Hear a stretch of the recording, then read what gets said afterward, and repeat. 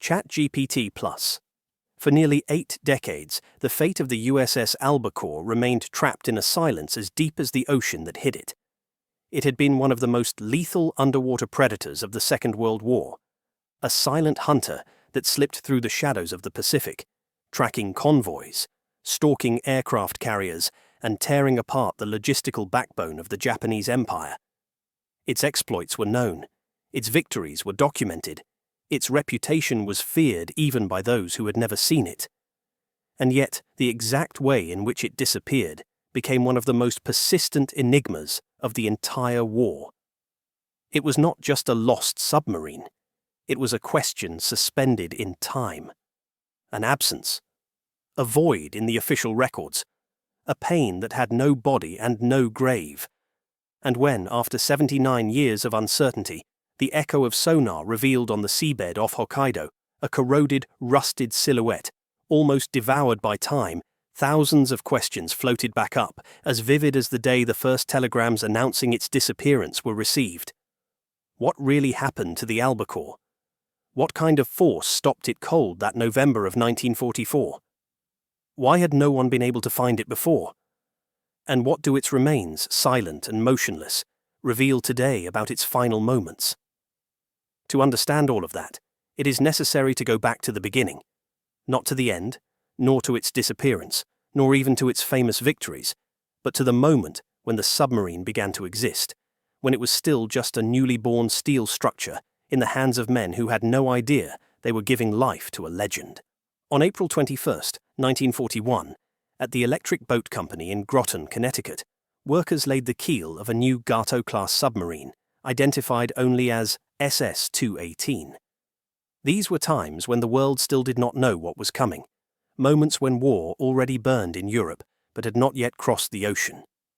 That morning, the sun lit up the rivets, the cranes, and the immense metal framework that would soon be shaped to serve in the most inhospitable place on the planet, the dark hell of the ocean at war.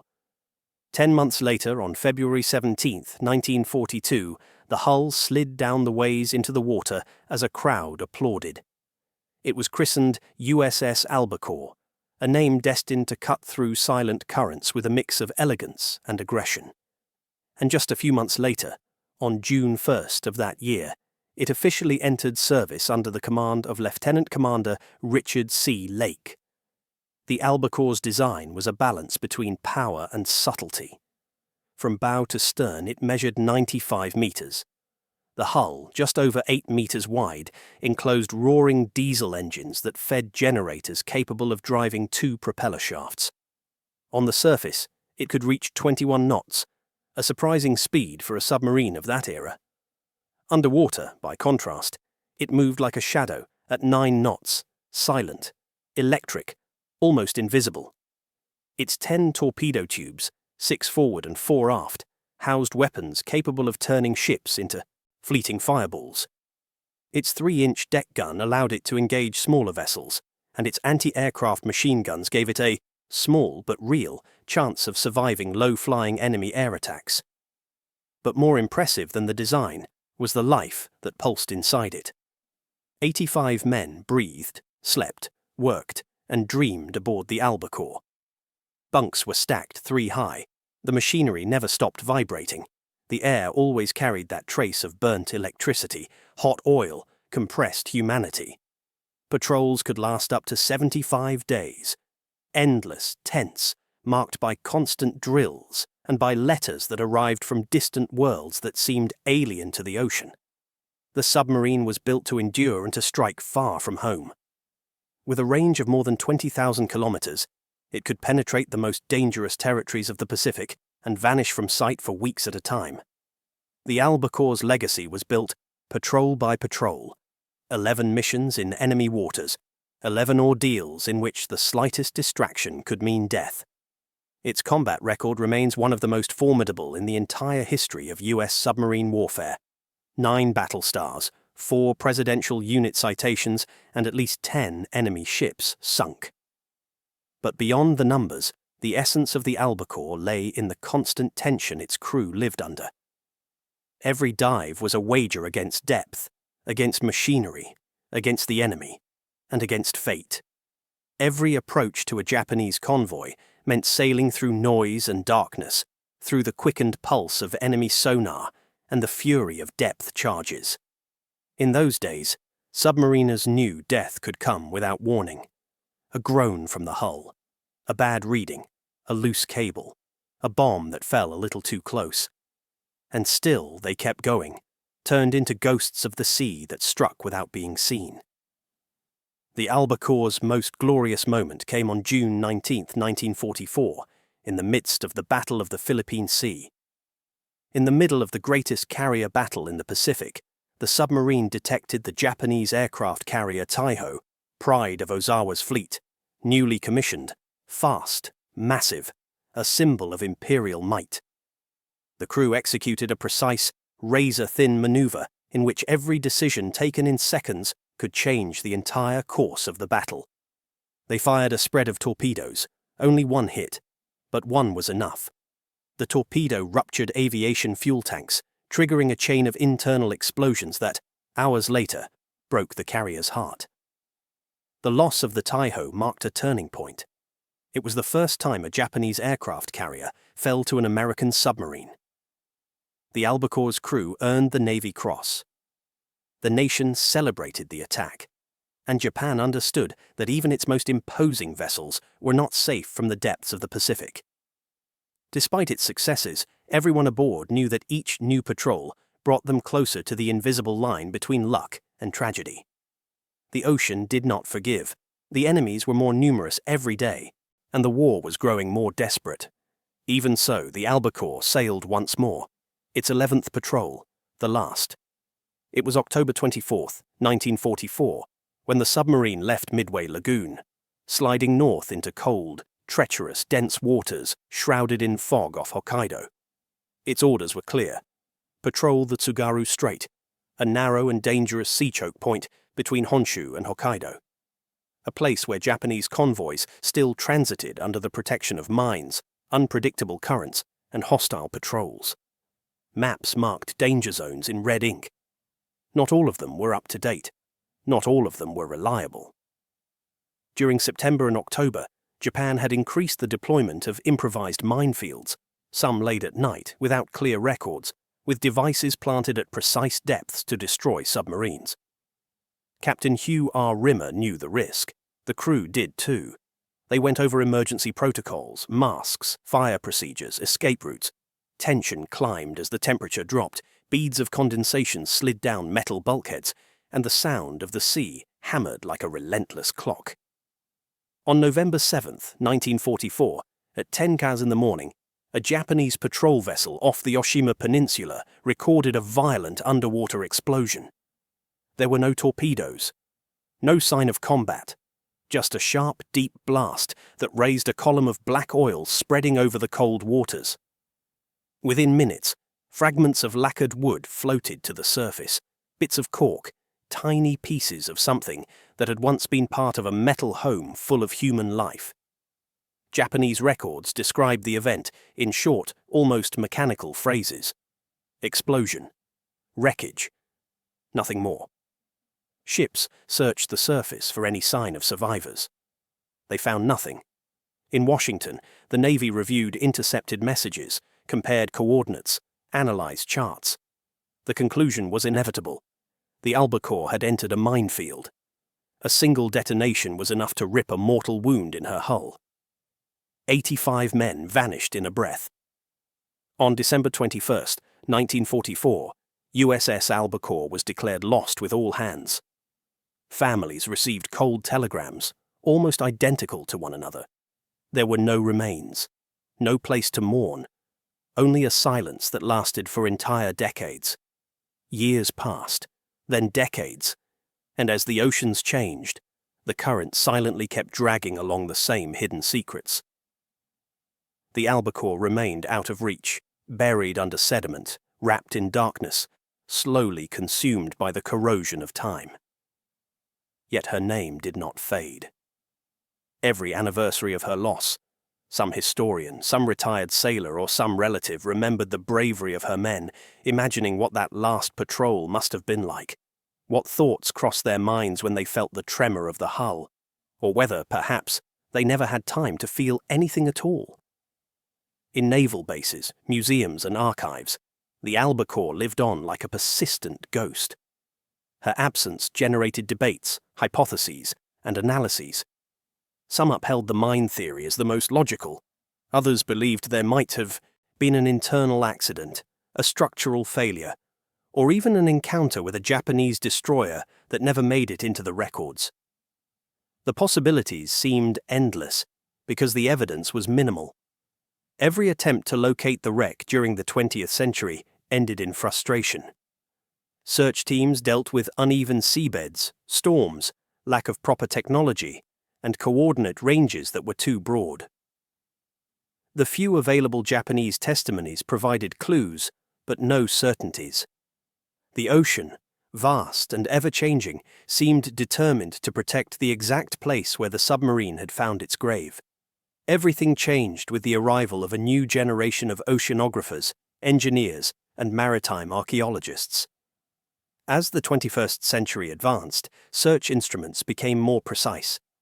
Multi-beam sonars, ultra-high-definition cameras, and remotely operated vehicles began revealing structures previously invisible in areas riddled with undersea mountains, fissures, and unpredictable currents. And with that technology came renewed interest in the unresolved mysteries of World War II. Among them, the albacore held a special place.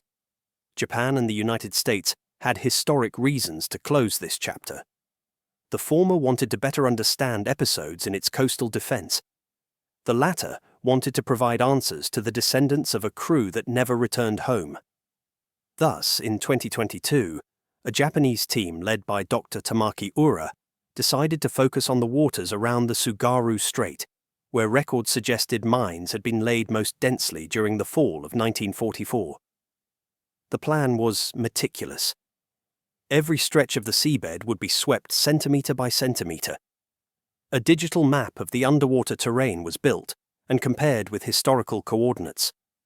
Where before there had been only speculation, now there was calculation, mathematics, and patience. The first days of the expedition passed amid sonar readings that revealed all kinds of lost objects: sunken barrels, abandoned nets, fishing boat wreckage, even rock formations that deceived the sensors. Nothing that seemed to match a submarine over 90 meters long. But then, on a cold and calm morning, the monitor displayed a long, cylindrical shape, partially buried under a thin layer of sediment. The form was too symmetrical to be natural and too large to belong to a fishing vessel or a mine. The technicians did not speak for several seconds. They simply watched the data while their minds processed what they were seeing. The object measured about 50 visible meters. The rest appeared to lie hidden in a depression in the seabed, as if the hull had hit bottom hard and come to rest leaning to one side. Emotion grew in silence. No one wanted to get ahead of themselves. No one wanted to say the word submarine without proof. But everyone was thinking it. Analysis intensified quickly. Multiple passes were made with side-scan sonar, and filters were applied to improve the clarity of the structure. The outline of the conning tower slowly emerged from the interference. A protrusion, almost erased by decades of corrosion, matched the shape of the SJ radar mast that the albacore had received in its final upgrades. The heart of the expedition seemed to beat through every cable transmitting data from the ocean floor. This discovery had the potential to rewrite a forgotten episode of naval history. When the first ROV images appeared on screen, there was absolute silence. The camera moved across a surface covered with barnacles, algae, and corroded metal structures. The vehicle's light picked out a familiar curve. The vents aligned exactly as they appeared in the 1944 plans. The upper part of the hull showed gaps, missing plates, traces of repairs that matched the documented modifications made before its last mission. Every detail was a confirmation. There was no room for doubt. Within a few days, the U.S. Navy received the full set of findings. Experts from the Naval History and Heritage Command began a rigorous review, comparing photographs, measurements, and references with original files. What to the untrained eye might look like just a rusted hull, to them were unmistakable signs. The hull had the exact tilt. The internal structure matched in its proportions. The holes and mounts that once held periscopes were where they should be. Even the marks left by welds made before the final deployment were identical. Everything pointed to a single name: USS Albacore. And so, on February 16, 2023, the confirmation reached the world. The submarine lost 79 years earlier had been found on the floor of the sea off Hokkaido. The news spread through national and international media, not only for its historical relevance, but also for the emotional weight it carried. For many descendants, this was a symbolic closure. It was no longer just about a vanished vessel. There was now a real place where their relatives' remains rested, a site that could be visited though never touched, a reminder that, even after nearly a century, memory can rise again from the darkness. But finding the submarine did not mean resolving all the mysteries. One essential question remained. What exactly happened in those last seconds before the hull exploded? The evidence pointed to a mine, yes, but was it a direct impact? A nearby detonation? A build-up of pressure that finally tore it apart? Modern analyses offered clues. Looking at the pattern of visible damage on the hull, some naval engineers suggested that the blast was strong enough to instantly compromise the integrity of the forward section. This would explain the lack of distress signals, as such an impact would have shut down all systems in an instant. Others theorized that the detonation had been lateral, not a direct contact, but the impact of the expanding pressure wave from a mine laid at almost the same depth as the submarine. This would fit with Japanese reports, which mention an explosion, but do not indicate large air, bubbles typical of a massive hull rupture. There was also the possibility of a fatal chain reaction. If the Albacore approached a newly laid minefield, it might have evaded a first mine, but the turbulence generated by the submarine could have disturbed another nearby, causing it to drift a few centimeters until it touched the hull. 1/1000th of a second was enough. Anyone who has studied submarine warfare knows that underwater explosions are devastating. Pressure travels faster, harder, more brutally than in air. There is no space to escape, no margin for last-second evasive maneuvers. And in 1944, mine detection technology was primitive. Many mines emitted no detectable metallic signal. Others were camouflaged amid cold currents and thermal layers that distorted instruments. What does seem clear is that the men of the Albacore did not suffer.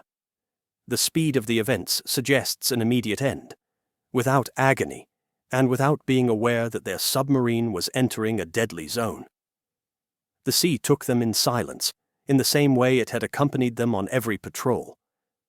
The discovery also sparked a new conversation about life aboard the submarine. People began to ask how those young sailors lived, what drove them to embark on such dangerous missions, how they coped with spending weeks without seeing sunlight. The archives offer vivid accounts: laughter in narrow passageways, jokes during off hours, improvised celebrations every time mail arrived from home. There were also moments of pure tension: crash dive alarms, strange noises in the hull, rumors of enemy engines, distant detonations that reminded them death could come without warning. Many Albacore sailors were barely in their 20s. Some had never had a home of their own. Others had left simple jobs to defend a country that was learning to fight in two oceans. In photographs from the time, the crew poses in front of the submarine, smiling, carefree, unaware that the image would be one of the last. The Albacore's discovery also reminded the world of the fragility of submarine warfare. Hundreds of submarines on both sides disappeared without a trace during World War II. Some have been found. Others, like shadows, still wait beneath the waves. Perhaps they will never be found. Perhaps they are covered in mud, wedged in crevices, or broken into unrecognizable pieces. But every find, like that of the Albacore, proves that history is not finished, that modern technology can illuminate the darkest corners of the past, and that the names carved into monuments are not just letters in stone, but real lives, sacrifices that still seek to be told. As news of the discovery spread, personal stories began to surface that seemed to have been waiting decades to be heard. Grandchildren, nieces, and great-grandchildren of albacore crew members shared yellowed photographs, fragmented diaries, and letters that had remained stored in forgotten boxes. Many of those writings spoke not only of the daily, routine aboard a submarine, but also of the dreams those young men had for after the war. Some wanted to return to universities they had left unfinished. Others hoped to work in shipyards, open machine shops, take up fishing, or simply go back to their families, sit at a quiet table, and enjoy a dinner without alarms or shocks. One sailor, in a letter dated weeks before the final mission, described the feeling of living in a metal tube as walking every day along the invisible edge of a cliff. And still, he said he felt proud to serve on a vessel that hit the enemy where it hurt the most. It was a testimony that encapsulated the spirit of the crew. Young men facing immense danger with courage and determination, without entirely losing the hope of a more peaceful tomorrow. Some historians began to study in greater depth what the onboard dynamics of the albacore were like. In a submarine, every centimetre counted. Hours were regulated by clocks that marked strict shifts. Watch, rest, maintenance, drills, more watch. Artificial light, always present, blurred the passage of time. The constant noise of hydraulic pumps, electric motors, and ventilation systems was so intense that, upon returning ashore, many sailors said that absolute silence made them uneasy. Living together in such confined spaces also forged special bonds. There was no way to avoid your shipmate's presence. Everyone knew everyone's habits, who snored, who wrote long letters, who had the habit of knocking on wood before each dive. But that proximity gave rise to a unique brotherhood. The albacore's crew celebrated small daily victories, a hot meal that didn't spill, a radio broadcast bringing music from thousands of kilometers away, a coded message reporting that other units had returned safely. And they also faced together the moments of greatest tension, when the submarine had to remain still at great depth, trying to evade enemy destroyers dropping depth charges. During the war years, the albacore became a silent legend. Each successful mission increased her reputation, but also raised the stakes. The Japanese knew her name, feared her attacks, and reinforced surveillance in the areas where the submarine tended to operate. To the enemy, the albacore was a spectre that appeared without warning and disappeared just as quickly. But that fame also had a price.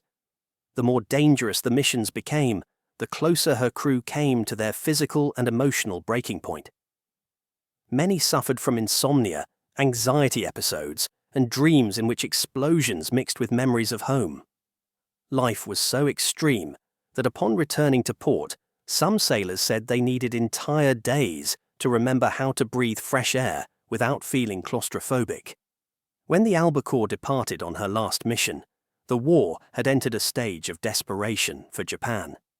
Convoys were shrinking, resources were scarce, and the military machine was trying at all costs to maintain the routes that supplied the northern islands. That is why the Tsugaru Strait became a critical zone, fiercely defended and mined to levels that even Japanese records never managed to fully detail. Let us imagine for a moment the atmosphere inside the submarine during that final patrol. The ocean there did not have the turquoise blue of warm waters.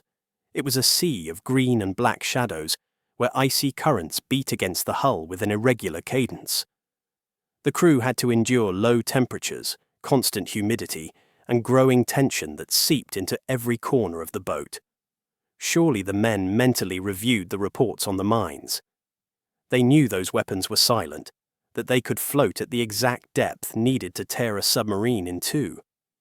They also knew the Japanese had perfected camouflage techniques, placing mines in areas where the seabed produced confusing echoes, making detection difficult. Each time the sonar emitted its characteristic sound, there was a second when everyone held their breath. The albacore's discovery allowed experts to more accurately recreate part of the final scenario. The hull's position, tilted at a specific angle, suggests that the explosion occurred while the submarine was moving at moderate speed, possibly in an attempt to cross the mined area without lingering too long. The tilt indicates a sudden blow that immediately altered buoyancy. The break in the forward structure shows damage expanding inward, consistent with the blast wave from a contact or proximity mine.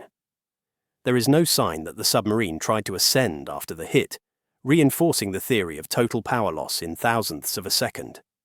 Silence in Japanese records, that absence of periscopes or telltale oil slicks from a wounded submarine attempting to surface, also matches instant destruction. Even so, the mystery leaves room for interpretation, because the hull's deteriorated condition prevents absolute answers. With the confirmation of the find, the site where the submarine rests took on an importance that transcends military history.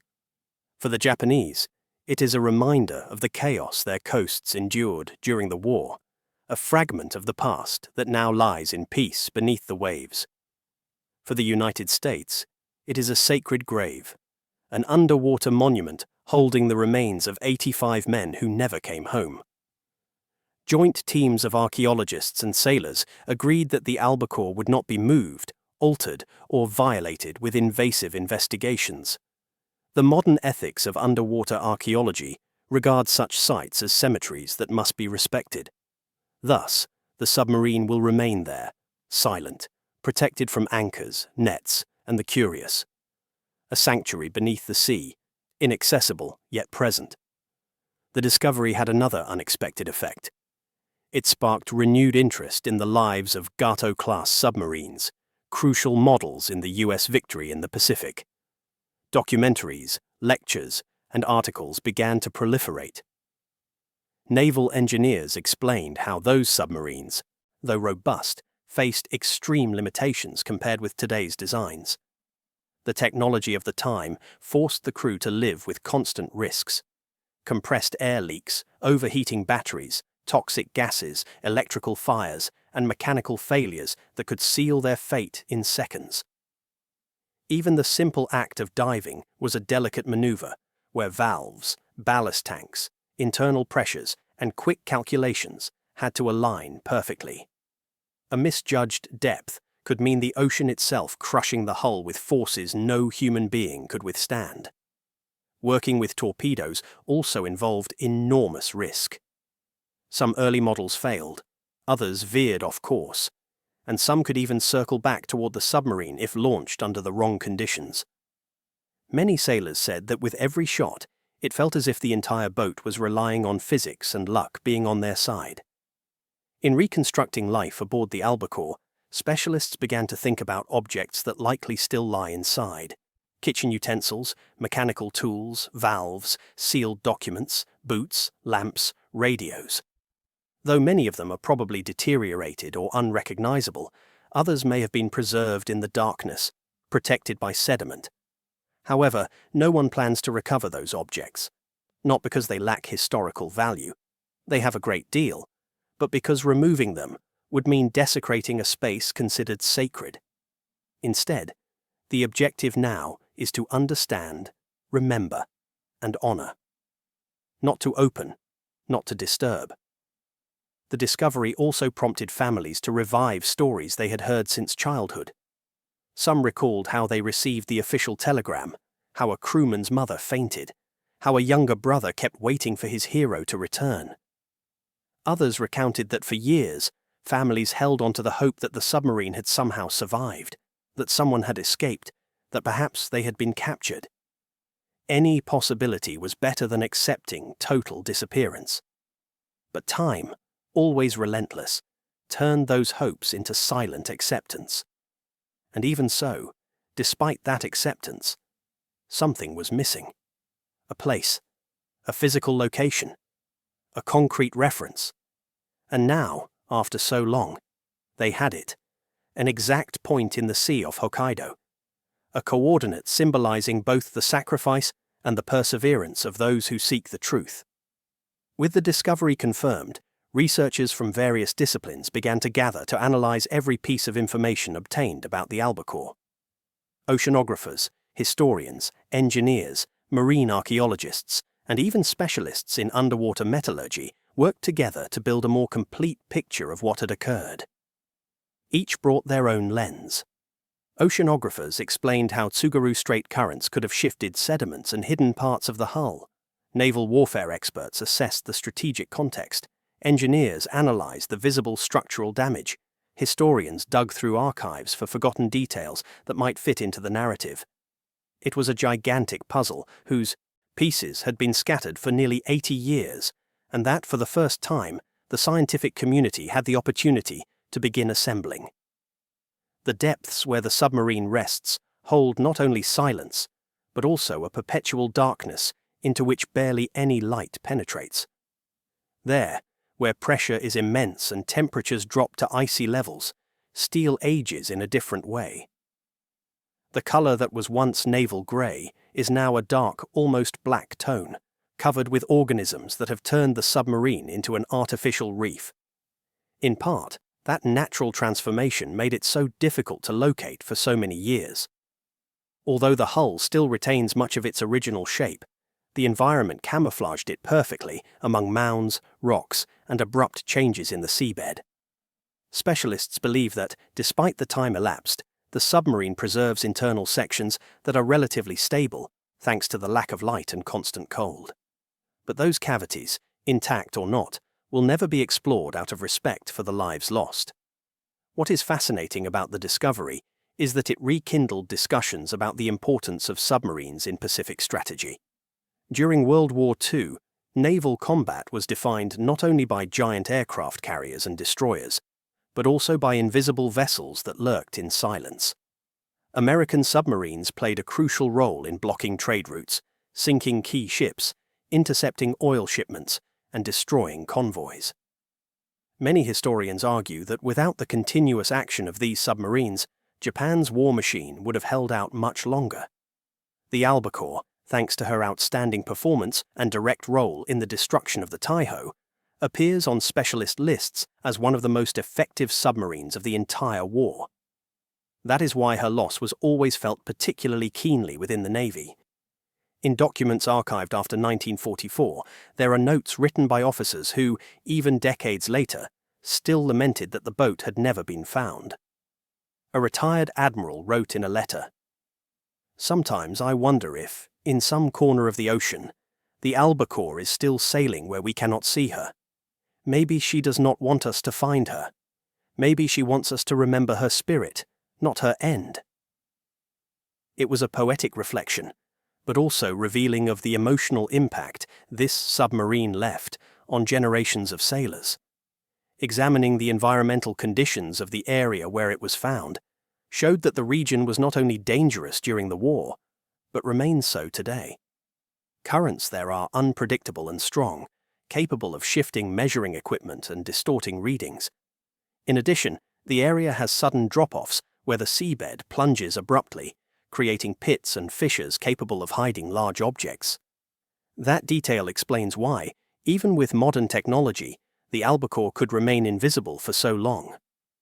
Previous expeditions had passed relatively close, but the angle at which she lay, partially covered, made the submarine blend in with the terrain.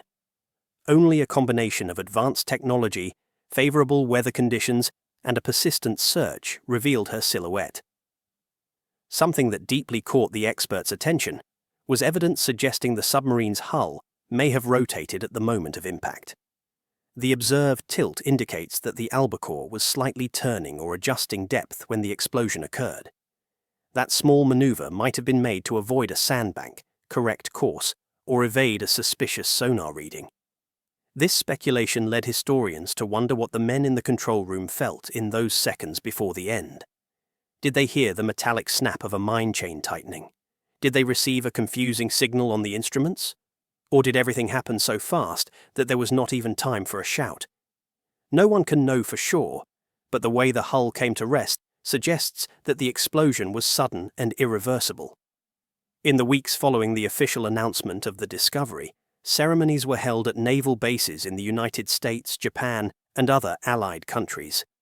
War veterans attended in wheelchairs, holding flags and photos of fallen comrades. At one of these ceremonies, a retired sailor who had served on another Gato-class submarine recounted how even in 1960, the albacore was still being talked about at informal gatherings. "It was like a shadow, reminding us that under the sea there are no second chances," he said in a trembling voice. His words resonated because, despite the passage of time, the albacore's story was not just an academic topic. It was a lesson about human fragility in the face of the ocean's immensity. Meanwhile, researchers continued to analyze every detail obtained from the site. Although the ROV could only observe the outside, the images revealed areas where the structure had collapsed inward, indicating that pressure had acted violently and asymmetrically. They detected plates bent upward, a sign that the explosion occurred slightly below the hull's midline. This information allowed experts to dismiss older theories suggesting a possible air attack or even an enemy torpedo. The damage signature was clear. It was a mine. And everything indicated that it had been a newly laid mine, probably planted by a Japanese mine layer operating in the area months before the albacore's arrival. This finding also opened conversations about Japan's post-war life. Over time, the country put aside many military records due to the devastation caused by bombings, occupation, and economic reconstruction. It is possible that several documents detailing the exact location of 1944 minefields were lost, destroyed, or simply never existed in full. This would explain why, even for the Japanese, the albacore was nothing more than a rumor, a possibility based on an explosion logged without context. Now, thanks to international collaboration, those silences were beginning to be filled with new data. One of the themes that most moved, the public was imagining what the crew's final hours were like. Not from a technical standpoint, but a human one. What conversations did they have before entering mined waters? What letters had reached them days earlier? What music might have played on their improvised phonograph? It is likely that, as on any submarine, some sailors laughed, others wrote brief diary entries, and others simply sat in silence, staring at a fixed point while the submarine moved forward. Amid the constant noise, perhaps someone thought of home. Perhaps another adjusted his dog tag, thinking of the family waiting for him. Perhaps someone told a joke to ease the tension. The humanity behind each of those men is an essential part of what makes the albacore discovery so profound. It was not just a lost vessel. It was entire lives cut short in seconds. The submarine's symbolic recovery also spurred educational initiatives. Schools, museums, and naval centers began developing programs explaining the albacore's story, not as an isolated anecdote, but as a point of entry for reflection on war, sacrifice, and technology. Students explored models, maps, and digital reconstructions. Some were amazed to discover how cramped the spaces were inside a submarine from that era. Others marveled at the sophistication of the tactical maneuvers that could make the difference between success and destruction. The story, which had remained hidden for so long, now came to life among new generations who were not even born when the submarine disappeared. Debates also arose about the ethics of submarine warfare. Some experts argue that World War II submarines operated in a kind of almost invisible combat, where engagements were silent and devastating. There were no prolonged exchanges of fire or visible maneuvers, but decisions made in seconds in a control room where red light and blinking indicators were the only references. The enemy rarely saw the submarine that attacked him, and if the submarine was destroyed, it sank without leaving a trace. That kind of warfare left countless fragmented stories, lost in the depths. The albacore is now one of the few that has resurfaced, not physically, but in memory. And thanks to technological development, this symbolic recovery became a perfect example of how the past can be brought back to life through science. Even so, despite all the information obtained, there remains an indescribable feeling when looking at the final images of the submarine in its eternal rest. There is something solemn, almost sacred, in that dark shape lying on the seabed. It is not just a metal structure. It is a reminder of everything war consumes, of everything the sea keeps, and of everything humans must never forget. As the months passed after the official confirmation, the story of USS Albacore began to take on an even broader dimension, for it no longer belonged only to military archives or specialized circles in underwater archaeology. It had become a bridge, connecting entire generations with a past that, though distant, still resonated strongly. Interviews with relatives revealed a range of emotions from sadness to a kind of solemn pride that was hard to describe. For many descendants, the news of the discovery did not erase the inherited pain, but it gave them a certainty they had never had. Where once there was only uncertainty, there was now a concrete sight, a real image, a physical testimony of what had happened. In the United States, some relatives began sending letters to naval institutions thanking the researchers for their efforts. An 80-year-old woman recalled how, as a child, her mother would sit by a window for hours, staring at the horizon, convinced that one day her son would return. That hope stayed with her until her last breath. Another family had kept, for decades, an album in which every photograph had handwritten notes describing moments before the crewman embarked for the last time. One note read, "He promised to come back with stories. He will be the one to tell them from wherever he is." Now, with the submarine found, that promise took on a different meaning, as if the silence from the seabed had finally managed to convey a message that took generations to arrive. The discovery also sparked deep discussions among military historians. Some emphasized that although the loss of the Albacore had been a heavy blow to the Navy, its strategic legacy had to be understood in a broader context. While it was destroyed in 1944, its earlier work helped decisively weaken the Japanese fleet. The destruction of the carrier Taiho, for example, had repercussions that are still being studied today. It was not only a dramatic moment in naval warfare, but it triggered an internal collapse in Japanese morale. The Taiho had been presented as a symbol of modernity and invulnerability, equipped with an armored hangar and advanced defenses. Its sinking by a single Albacore torpedo showed that even in the midst of overwhelming naval power, a submarine could alter the balance of forces. Delving into the consequences of that action, some experts pointed out that the loss of the Taiho was not only military, but also psychological. Japanese carrier pilots depended closely on these giant platforms. Losing one meant losing hundreds of planes, experienced pilots, and months of irreplaceable training. Thus, although the Albacore disappeared months later, her shadow remained present in every US Navy strategy. Even in later tactical manuals, maneuvers inspired by her commander's actions were mentioned. Meanwhile, in Japan, the submarine's discovery revived particular interest in the naval operations that took place in its northern waters. Many young people, upon seeing images of the Albacore on the seabed, were surprised to learn that relics of the war still remained so close to their coasts, intact and laden with history. Several museums set up temporary exhibitions explaining how minefields, far from being simple static devices, functioned as an invisible network that changed the course of the conflict. For many Japanese, realizing that the explosion recorded in 1944 had actually been the end of one of the most famous American submarines was almost like discovering a hidden chapter of their own history. Some Japanese experts also provided valuable information on the mining patterns in the area. According to some partial records, mine-laying ships installed lines of mines at depths calculated specifically for Allied submarines. The intention was not only to block the strait, but also to force submarines onto predictable routes where they could later be ambushed by patrols or destroyers. This fits perfectly with the Albacore's final position, which appears to have attempted to cross a critical zone between two minefields.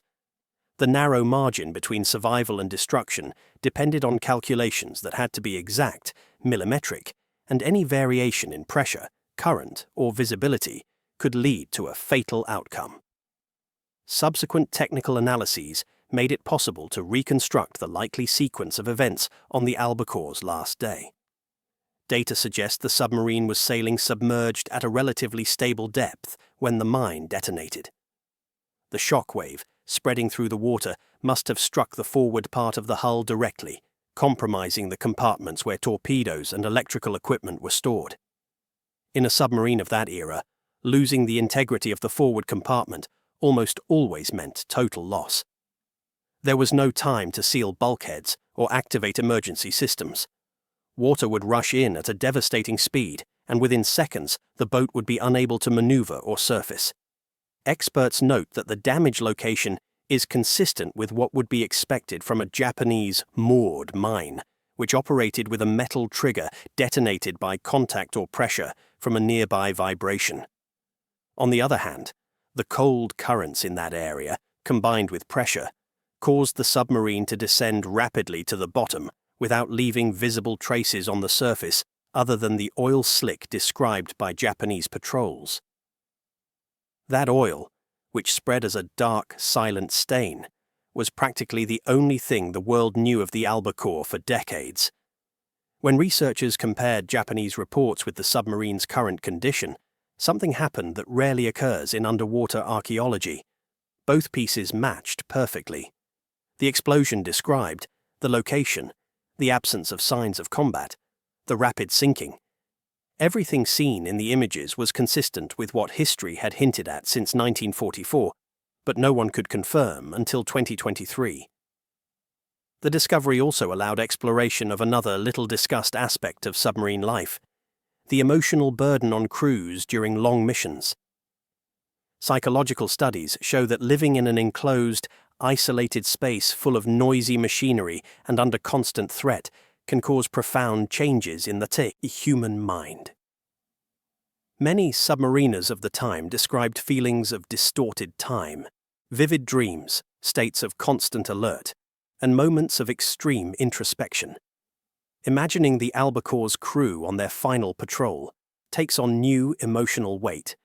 Men who, despite the tension and cold, carried out their duties with impeccable professionalism, trusting their equipment, their captain's leadership, and their own ability to navigate one of the deadliest environments of the war. Historical reconstruction also highlighted something else. The Albacore was not alone in that area. Other U.S. submarines were operating in nearby sectors, facing similar risks. Some completed their missions and returned. Others were never seen again. The Tsugaru Strait became, unintentionally, a kind of submarine graveyard where the remains of several war machines lie at different depths. Over time, nature reclaimed those places, covering them with marine life and turning steel into shelter for fish, sponges, and creatures that will never know they inhabit the remains of a human tragedy. The Albacore's story has also led to reflections on how we remember war. For many young people, World War II seems like a distant, almost abstract event, made up of dates and faceless battles. But when a lost submarine is found, when photos of smiling faces, letters full of emotion, and personal objects telling stories of interrupted lives are revealed, history regains its human face. From the bottom of the sea, the Albacore now tells that story more powerfully than ever. Even the most skeptical have been moved by images of the submerged hull, covered with decades of marine growth. For them, the boat stopped being a name on a list and became a tangible symbol of real sacrifice. And although it will never be physically recovered, never displayed in a museum or restored, its presence on the ocean floor is more powerful than any artificial reconstruction. There, in perpetual darkness, the Albacore remains whole in essence. A time capsule holding stories, decisions, mistakes, bravery, and humanity. The underwater landscape where it rests is particularly quiet. Sensors detected an almost motionless environment, where few currents disturb the bottom's dust. That stillness makes the submarine seem frozen in a deep sleep, as if time had never moved on since that fatal day in November 1944. The ROV's lights, shining on it, seemed to awaken only shadows. There was no sign of human movement, no dramatically collapsed structures, no scattered debris speaking of a chaotic explosion. Everything had happened with deadly precision. An instant, a blast, a descent, and then the eternity of silence. As studies progressed after the albacore's discovery, reflections emerged that went far beyond the wartime context. Ethicists, psychologists, engineers, oceanographers, and memory studies scholars began using this find as an example of how objects lost at sea can become pillars for reconstructing not only events, but emotions, silences, and absences that linger for decades. The albacore ceased to be only a sunken submarine. It became a point of connection between past and present, between what war tried to erase and what humanity refuses to forget. One of the most profound comments came from a Japanese marine archaeologist who took part in the research. He said that, upon seeing the submarine in the ROV images, he felt it was not simply a military artifact, but a capsule of stories trapped in an eternal instant. To him, the albacore represented both pain and reconciliation. It was evidence that the ocean does not distinguish flags, that beneath the water only shared humanity remains. That feeling began to spread among people following the case. The albacore's story was no longer seen solely from an American perspective. It was now also part of Japan's history, a chapter that had lain dormant in its own maritime territory. Many Japanese citizens expressed surprise at learning the submarine had been there all this time, hidden beneath their waters, with no one knowing. For some, it was shocking to think that a place where they fished or sailed had been, without their knowledge, the site where 85 men lost their lives. For others, it was an opportunity to reflect on what the war left behind, not just in terms of physical destruction, but also in fragmented emotions and buried memories. As months passed, universities and research centers began using the albacore case to teach how modern technology can illuminate forgotten episodes. Classes included simulations of the submarine's movement before impact, analyses of the type of mine that probably caused the explosion, and even studies of how water pressure affects metal structures after decades underwater. These investigations showed that the ocean, although a hostile and corrosive environment, can also be a surprising preserver of human history. Sometimes what seems lost is merely waiting for the right tools to be seen again. Another fascinating aspect that emerged was the detailed reconstruction of the albacore's final day. Using digital models based on observed damage, specialists proposed more precise hypotheses about the submarine's last movements. One model suggested that the crew may have detected a sonar anomaly seconds before the impact. Not necessarily a mine, but an unusual signal that could have been interpreted as a floating object or natural disturbance. The captain, following his training, would have ordered a minimal depth or course adjustment, a subtle but significant maneuver that put the submarine on a direct path to the mine. After that, everything happened at a speed beyond any human capacity to react. This theory sparked a deep debate about chance in war. Many experts pointed out that even with the best preparation, the ocean can always decide a ship's fate. Currents shift in an instant, mines drift a few centimeters, weather changes parameters, and equipment can interpret signals differently depending on water temperature or density layers. That element of unpredictability is perhaps what makes the albacore's story so striking. It was not a battle, not a prolonged engagement, not an obvious human error. It was a fatal encounter between a human machine and the brutal randomness of the environment. While researchers delved deeper into the technical side of the story, others began to focus on its human details.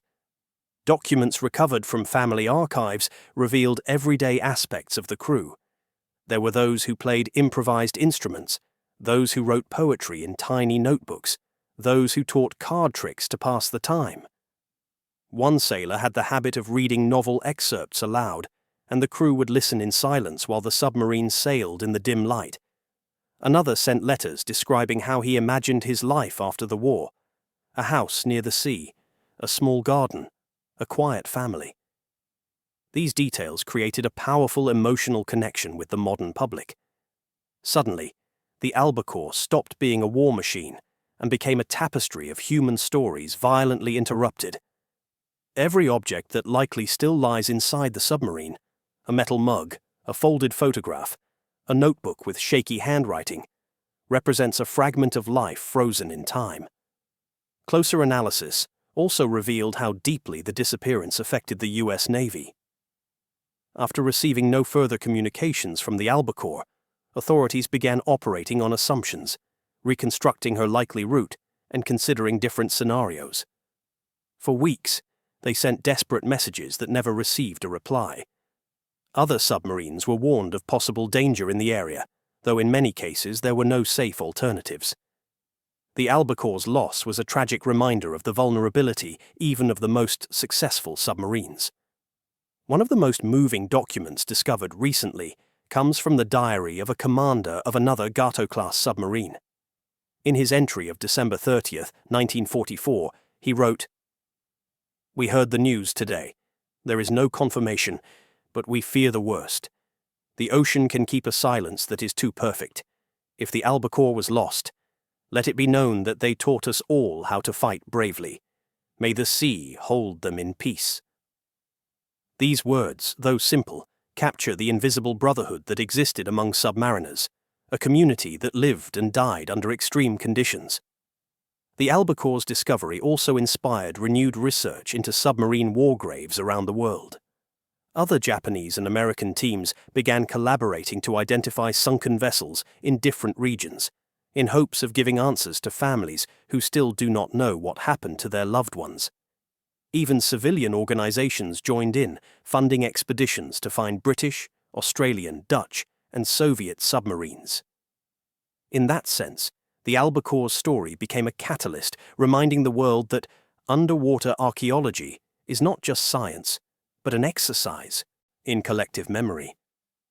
Most striking of all is how, despite being lost for so long, the submarine managed to bring together two nations that were once enemies. Japan allowed the research, shared data, supported the exploration, and treated the site with absolute respect.